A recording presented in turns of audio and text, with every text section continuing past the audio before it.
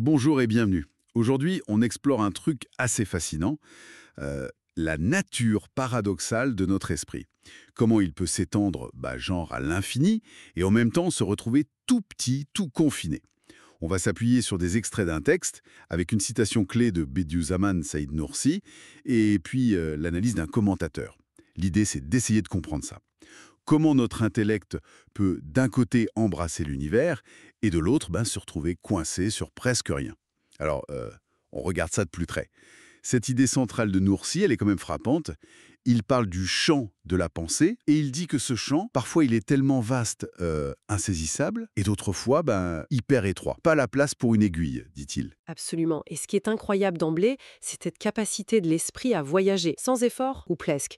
Il va vers le soleil, il explore des galaxies lointaines, il pense à l'au-delà. Et tout ça en un instant. Si on compare avec nos limites physiques, marcher 100 km, bon, c'est une vraie épreuve, quoi. L'esprit, lui, il semble ignorer complètement ces distances cosmiques. C'est cette projection instantanée qui est vraiment remarquable. C'est vertigineux, ouais. Cette expansion quasi illimitée. Mais le texte nous ramène tout de suite à l'inverse. Cette étroitesse qui peut nous bloquer. Comment Noursi décrit ça, cette contraction? Alors là, il utilise des images très fortes, très parlantes. L'esprit qui se met à tourner dans un atome, ou bien à nager dans une gouttelette. Hmm. Ou carrément emprisonné en un point. En fait, c'est une expérience qu'on connaît tous un peu, non? Qui n'a jamais eu l'impression d'avoir l'esprit complètement bouffé, coincé par un petit souci, une idée fixe qui prend toute la place. C'est très vrai, oui. Mais attention, ce n'est pas définitif, c'est juste un état passager. D'accord. Ensuite vient la libération, l'expansion, permise par la volonté divine. L'esprit s'échappe de cet atome, de cette gouttelette, et il repart. Il voyage à nouveau, librement, à travers le temps, les mondes, le visible, l'invisible. Donc c'est pas juste une faiblesse de l'esprit, c'est plutôt un rythme naturel, ou un bug si on veut, une sorte de pulsation entre deux pôles. C'est ça, on pourrait le voir comme ça.